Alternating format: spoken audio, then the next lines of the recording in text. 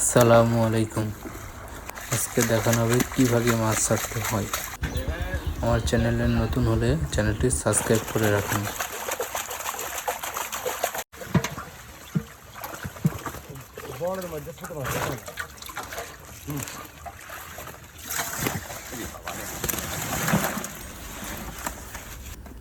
যে ডেকচিগুলো পুকুরের কাছে চলে এসেছে,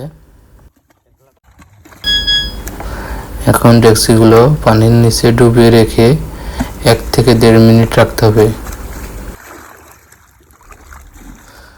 ডুবানোর কারণ হলো মাছগুলো যেন এই পুকুরের পানির সাথে খাপ খায়। খাপ খেয়ে নেওয়ার পরে মাছগুলোকে এভাবে ঢেউ দিতে হবে আর মাছ ছাড়তে হবে। তাহলে মাছগুলো পর্যাপ্ত অক্সিজেন পাবে আর একটি মাছও মরবে না। মাছ ছাড়া শেষ হলে এরকম করে কিছুক্ষণ ঢেউ দিতে হবে। এরকম সুন্দর সুন্দর ভিডিও পেতে হলে চ্যানেলটি সাবস্ক্রাইব করে রাখুন।